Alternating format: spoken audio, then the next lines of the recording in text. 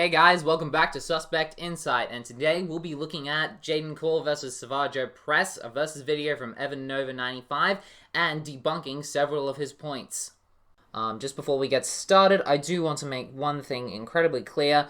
This is not meant to be a personal attack of any kind on EvanNova. He is obviously a very dedicated and enthusiastic Star Wars fan, and even if you can't respect the arguments that he makes in his videos, at least respect the effort that he puts into them. They do take a lot of time, so here we'll be discussing those arguments, and where I believe he got a fair few things just outright wrong. So, in order to get things started, we have to look at two of the main cruxes of his argument. We'll just jump straight in. And those two things are Tavian Maximus being compared to Asajj Ventress, and Savage Opress being compared to Alpha. Well, to answer that, we have to look at the narrative themes and technicals surrounding the Knight's duel with Alpha. Starting with the pre-fight, one of the central themes of the cross-current novel was Jaden's trauma and self-doubt hampering his ability to draw on the Force. Except, no. This is the one misconception that kind of breaks the entire video along with the Tavian Maximus one. The one quote that Evan always uses to justify this is one involving Jaden's benighted sensitivity. Problem being, the context of this quote is that Jaden is experiencing a Force vision. It's not referencing him throughout the entire book. No other reference in either Crosscurrent or Riptide is ever made to him struggling on a regular basis to just call on the Force. Directly after he exits the visions, he's able to sense things fine. During the vision, he's able to suddenly flip and do everything else perfectly fine. It's just this vision. And as far as looking up what the author says about doubt, you have to realize that calling on the Force in combat, the need of the moment type thing, isn't particularly reflected in terms of the grandiose reconciliation that Jaden was attempting to make between Carl's treatment of the Force as only a tool, and yet the Force sending him visions and trying to give him purpose. So no, Jaden was not hindered in Crosscurrent, nor Riptide, which basically just blows a hole in the entirety of Evan's argument off the bat. The Alpha fight immediately becomes much more pertinent as a comparison between Savage and Jaden, and it will become the bedrock of this counter case. Questionable feats aside, looking at a one-for-one comparison, both the Alpha and Plo fights had external circumstances attached. Well, we just debunked the circumstances of the Alpha fight, and really the Plo and Savage fight is on even terms. Savage blows away the clone troopers pretty much straight away. There's an even duel between the two of them. Plo gets a glancing cut, Savage gets a kick, Savage is distracted deflecting a blaster, Plo is distracted saving a clone trooper. You can argue about the specific chronology of the events as it is a comic, but they were both distracted, and Savage was actually able to recover first and remove Plo's mask. So take that as you will, but I would count that as a win for Savage. Tavian's use of the scepter would definitely give her an edge in a duel with TCW Asajj, and I will fight you on that. Oh, but you are going to have to fight me on that, because I'm going to be blunt, Tavian has no feats of her own to denote parity with Ventress, and the difficulty about Ragnos-possessed Tavian is that they're completely unquantifiable. Incredible power is a very vague moniker, and she still lost to a Padawan Jaden. My guess is that Ragnos either couldn't channel his power properly through Tavian, or Jaden simply lived long enough for Ragnos to burn her out. Unless you have a concrete way to scale Tavian, she's nothing more than a failed apprentice who's lost nearly every fight that she's been in. And as far as the scepter goes, all it did was provide her with a beam attack that could do some sweeps and a ground pound. That's not something that Ventress can't already deal with, especially since, by her actual feats, Ventress is ludicrously faster, ludicrously more powerful, and ludicrously more skilled, given her contention with Mace, Obi-Wan, Anakin, wrecking of Kit Fisto, Chimeric's assertions about her, just everything. So, no, you don't get to just throw out there that Tavian would outmatch Ventress. You actually have to back it up. And I'll save you the trouble, no, Tavian doesn't have anything to back her being in any way comparable to Ventress. That's more or less the up and down of it. However, there are quite a few other points within the video that are worth tackling, so let's get to them. We'll start with the sabers section. In his video titled Kukruk vs Savage Opress, my friend Grey Jedi 91 theorized that Savage practiced a variation of Shi Cho with elements of Juyo passed down by his brother Maul, an idea that I agree with. It actually is stated that Dooku taught Savage the beginnings of Maul's style, pointing to a foundation in Juyo which Maul could then capitalize on. So, good job, your speculation is actually on point. With that in mind, the big question becomes this. Can Jaden Korr cope with Savage Opress's strength and tactics to the point where he could use his superior skill to come out ahead? So, for those still skeptical, I propose another question. If a 15-year-old Jaden can meet the blows of Ragnos-empowered Tavian, Jaden with clouded senses and a hindered force connection could stand his ground against Alpha, and Opress can be blade-locked by Asajj and Kenobi, with whom a healthy adult Jaden certainly compares, what really is there to suggest that the Night Brother would fare any better in this particular instance? A freaking lot, actually. Once again, you can't just throw out there that Jaden is somehow comparable to Maul, Kenobi, and Ventress without backing it up. Ragnos Tavian is unquantifiable, even in such a specific category as strength. Her only feat is losing to Jaden, and the level she was actually at is completely suspect. Even if we were to go by raw strength showing, Ventress was able to hold up against Rage Amp post-Attack of the Clones Anakin, who, when focused, had access to near Yoda levels of power. And even if you want to go by the feat itself, the stone still gave way before Asajj's guard did, which is better than anything Jaden can muster. In terms of straight strength, I see nothing to separate Jaden from Addy in terms of striking. Staggering Grievous and matching his strength is also better than anything Jaden can muster, and it did not help her against Savage. Likewise, Jaden's physicals will not avail him against the hulking Zabrak. And as far as the Cam Alpha scaling goes, Corrin was only referring to Cam in the context of just him and Brachus before starting their training, and therefore likely refers only to base physical strength rather than force augmentation. We can unequivocally state that Jaden's strength is insufficient against Savage due to individuals with equal or superior strength proving insufficient, as shown in the examples that I have provided. Evan, however, makes no tangible connection between Alpha and Savage other than they're both big. Well, sorry, but Evan, in Star Wars, sometimes size doesn't matter. Their connection to the Force and the strength that it gives them matters, and in that realm it is laid bare that Jaden cannot match Savage's strength, nor harm him with his strikes. Next. Maul. I know that sounds like a strange declaration given how the two's fight played out. However, we must not forget that someone well-trained in martial arts combat can defeat an opponent who is more powerful in the Force.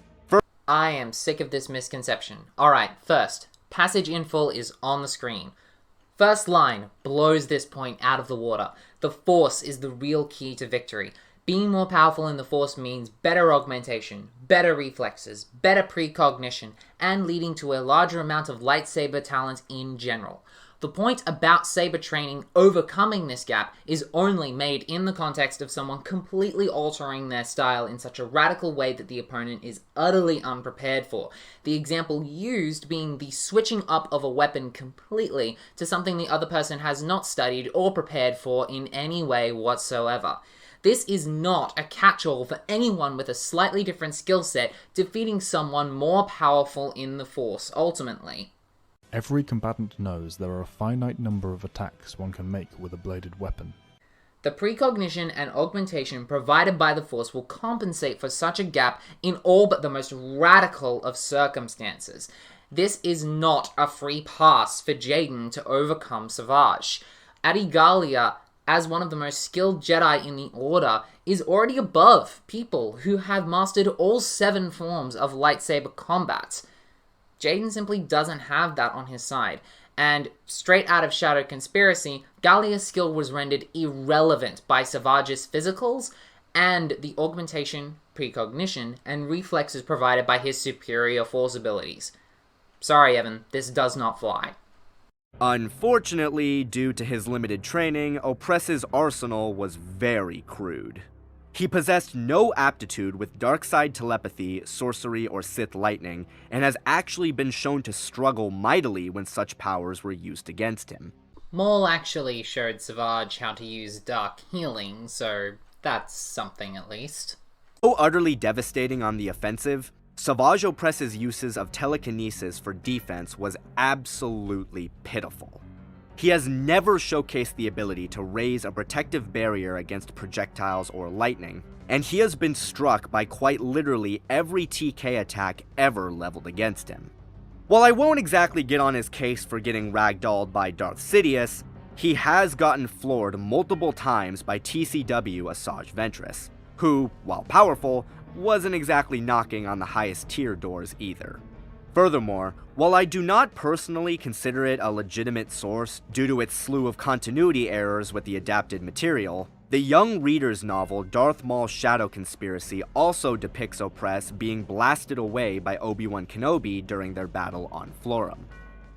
Savage's so-called shoddy force defenses have less to do with them actually being lacking and more to do with the people testing them. Ventress has been able to perform feats on par with Savage even within her first appearance. Pre-Attack of the Clones, Kenobi was throwing around airships, and shortly after that performing feats that even 35 ABY Luke Skywalker nearly melted himself performing, and Dooku, well, Attack of the Clones Dooku has been stated by Word of God to have equal powers with Yoda as of the Attack of the Clones.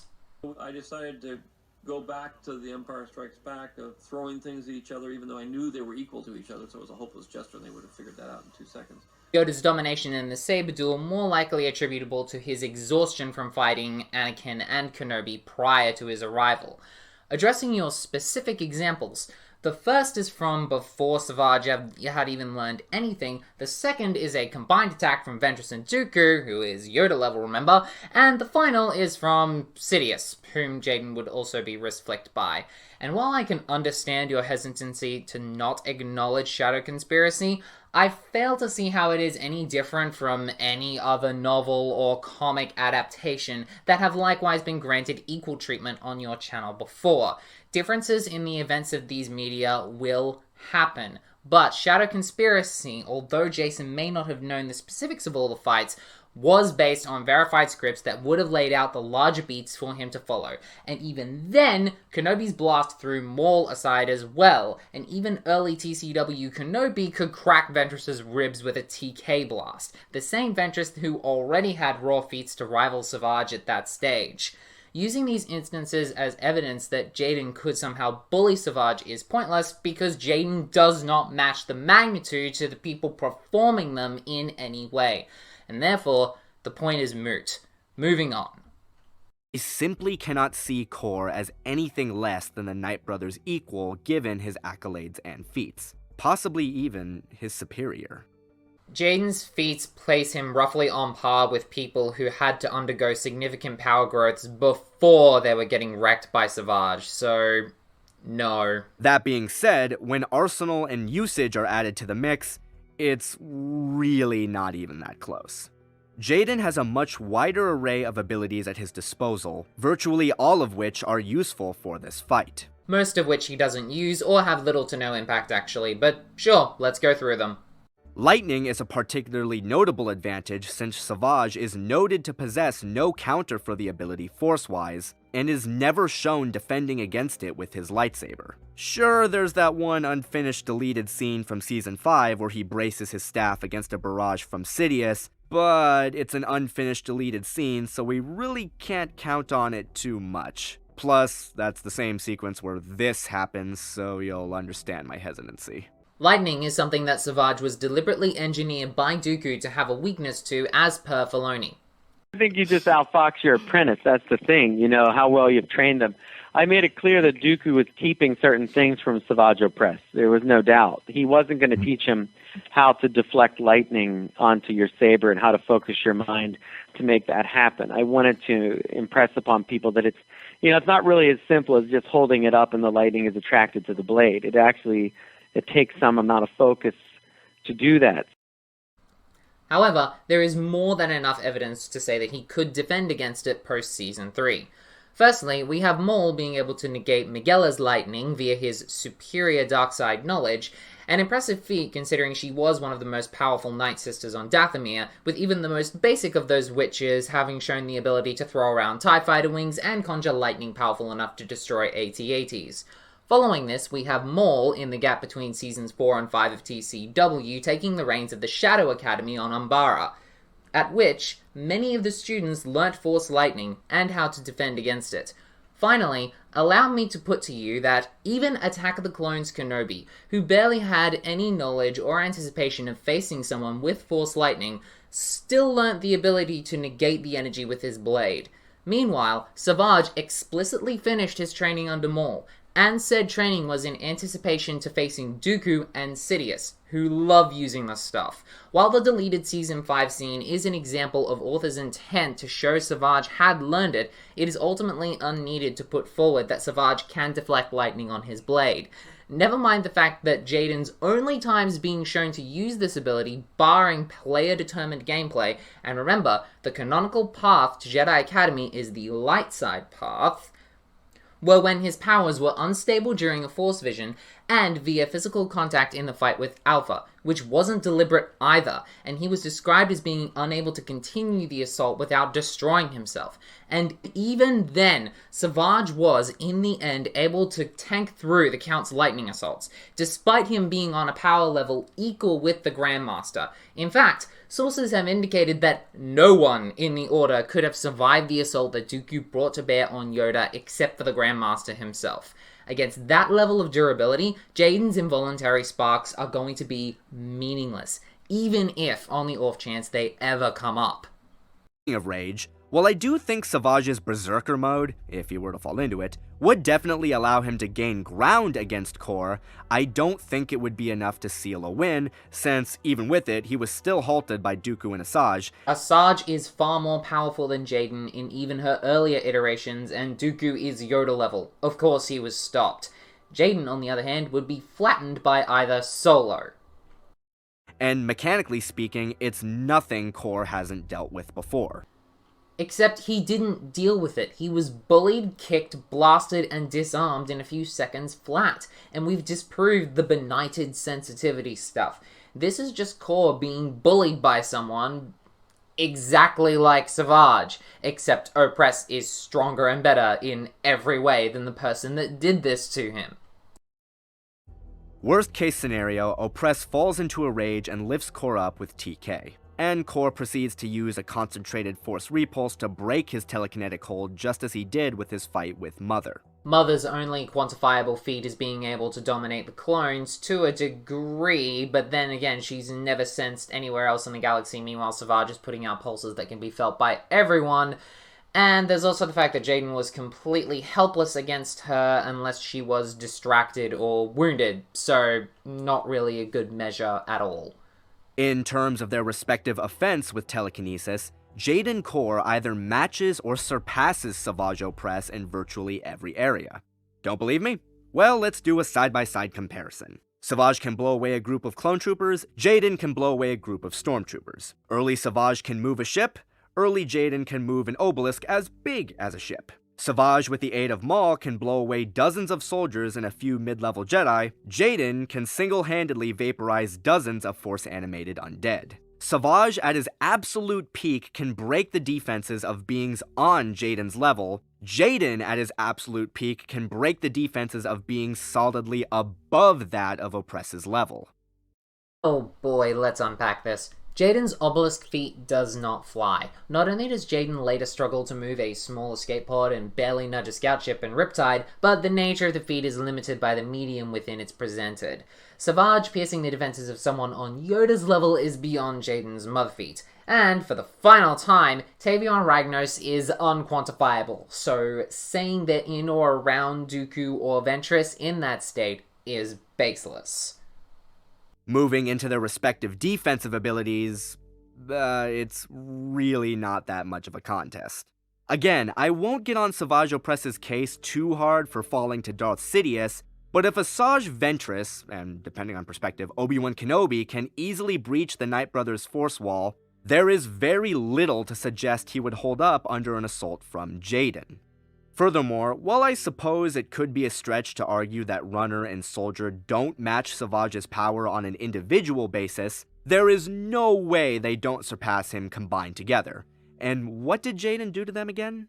What Jaden did was get stalemated by one of them and then get slammed into a wall and bullied by both. Him standing his ground against their combined assault is admirable, but it doesn't get him anywhere. Jaden even says it himself. He can't keep this up. When it was just Soldier, Jaden couldn't actually gain any ground, nor could he against Savajj. This isn't to say that I don't think Opress couldn't rattle Korr's force defenses. He most definitely could. It's just that Korr is able to defend and rally from such forms of attack more effectively. And this is without taking into account the added benefits of force healing, force protection, and force absorption. That is actually a very good quote to use, Evan. Jaden would get his ribs outright caved in if he tried to block a force attack from Savajj. Also, force absorb and protection are the game's version of force shields and defensive augmentation. They're not some additional thing you can tack on. Everyone has them. When placed up against Jaden Korr, these attributes are more hurtful than helpful. Opress may be the tougher and more physically stronger adept of the two, but Korr is faster, more agile, and has weathered assaults from an opponent of comparable offensive output while in a hindered state of mind and body. Because of this, I simply can't see the Knight Brothers' physical augmentation providing the same boon that it did against Adi Gallia, the actual dynamic having much more in common with the Maul and Kenobi fights than anything else, and I think we all know how those went. It's just that his form's one-directional methodology has consistently shown itself to be vulnerable against the kind of sophisticated, speed-based flank subversion assaults Jaden Korr is going to be bringing to the table. And all this is without even touching on the fact that the Knight has showcased a more consistent performance level against higher caliber opponents. Shift Force simply has more going for him as a combative force adept, boasting a wider range of abilities, some of which Opress has shown a noticeable weakness against, and a more tactically oriented modus operandi. Except this doesn't fly, as the opponents that Savajj has faced far outmatch the ones Jaden has. Their physical and force powers leave Jaden in the dust, making a comparison of this nature moot. Jaden will not be able to outmaneuver Savajj. Gallia is just as fast and even more skilled, and could not. Jaden will not be able to physically harm Savajj, as those with superior physical showings to him could not. Jaden will not be able to telekinetically harm Savajj, as Kenobi, Ventress, and Dooku did, because he is nowhere near as powerful as any of them. In the end, the fight between Jaden Korr and Savajj Opress will be no different than Jaden's fight with Alpha, only with an even bigger deficit on Jaden's end. His skill will be rendered irrelevant by Savaj's strength. His TK will be tanked or turned around on him. And even if Jaden's wildcard lightning, even though he swore never to use it again, came into play, such a wildcard is countered by Savaj's own likelihood of going berserk, and him having tanked more powerful lightning from Dooku before. Savajj Opress just wins. Once again, guys, I want to emphasize this isn't a personal attack against Evan, but a criticism of his arguments. If you like this video, feel free to visit suspectinsight.com for all of your Star Wars needs and some friendly debate. Have a nice day.